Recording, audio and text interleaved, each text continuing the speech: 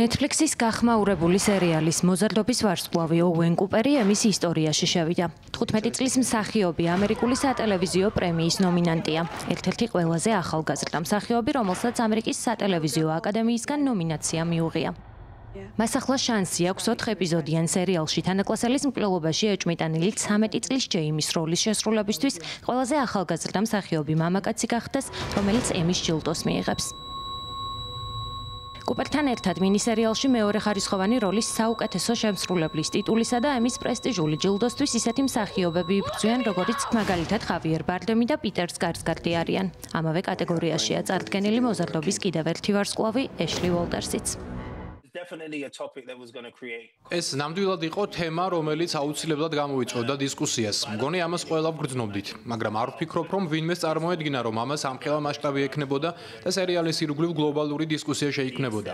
ვფიქრობ, ამას ვერც ერთი ჩვენგანი ვერ წარმოიდგენდა, მაგრამ ნამდვილად ვიცოდით, რომ რაღაც კარგზე ვმუშაობდით და რომ ეს მეტი იყო, ვიდრე უბრალოდ შოუ. ეს არ იყო უბრალოდ გასართობი, იყო რაღაც, რისი ნახვაც ხალხს სჭირდებოდა. მოზარდობამ წელს ჯამში 13 ნომინაცია მოიპოვა მინისერიალების კატეგორიაში, მათ შორის საუკეთესო მინისერიალისა და საუკეთესო სცენარისთვის. გვინდოდა რაღაც ძალიან ძლიერი შეგვექმნა, რაღაც ისეთი, რაც ყველას გვეყვარებოდა და რაც ოჯახებში დიალოგს გააღვივებდა. შექმნიდა დისკუსიას მშობლებსა და შვილებს შორის. როგორც ჩანს, ეს მოახერხეთ და თანაც ისე, რომ შედეგმა ყველანაირ მოლოდინს გადააჭარბა. ვფიქრობ, ზოგჯერ ისე ხდება, რომ დრო უბრალოდ შეუდარებლად ზუსტია რაღაცის სათქმელად. ჩვენ გავხდით იმის ნაწილი, რისი ამოთქმაც საზოგადოებისთვის საჭირო იყო.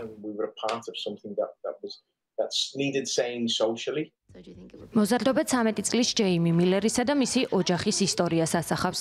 სერიალი ავტორებს კონკრეტულ ისტორიაზე დაყრდნობით არ შეუქმნიათ, თუმცა პრობლემები, რომლებზეც ისინი ყვებიან, უცხო არავისთვის არის.